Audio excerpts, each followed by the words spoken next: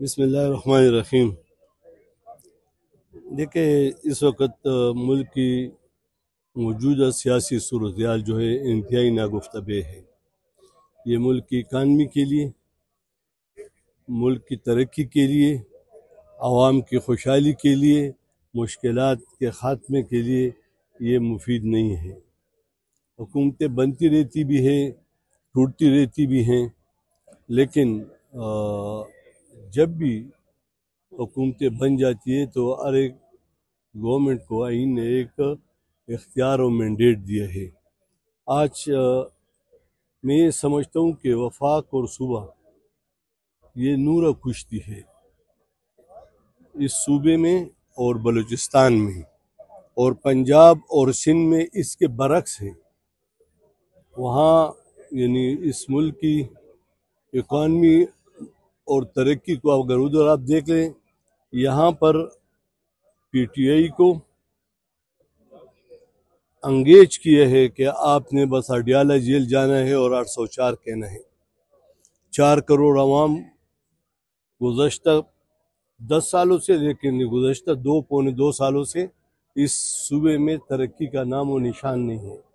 دہشت گردی بھی، لیکن دہشت گردی کا خاتمہ اب دیکھیں، یہ اکیلا صوبائی حکومت کا یا وفاقی حکومت کا کام نہیں ہے۔ یہ ریاستی ادارے، صوبائی اور وفاقی حکومت بیٹھ کر اس کا حل نکالے گی اور ایک متفقہ لائحہ عمل طے کرے گی۔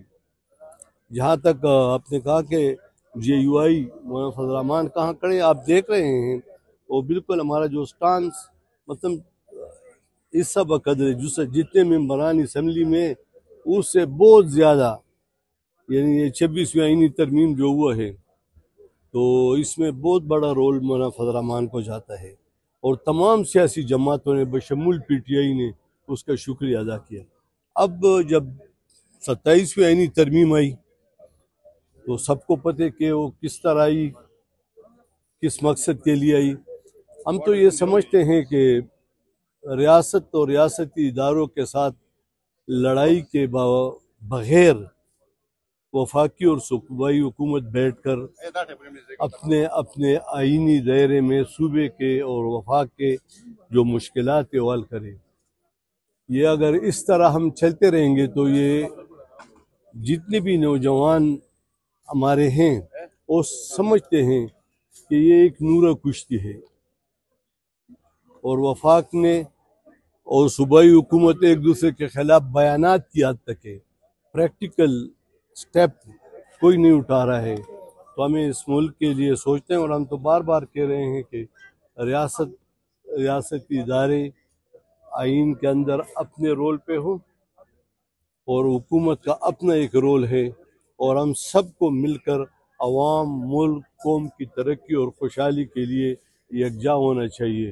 اور آئینی جو رول ہے اس کو اگر ہم کمزور کریں گے تو یہ ریاست کی کمزوری ہے۔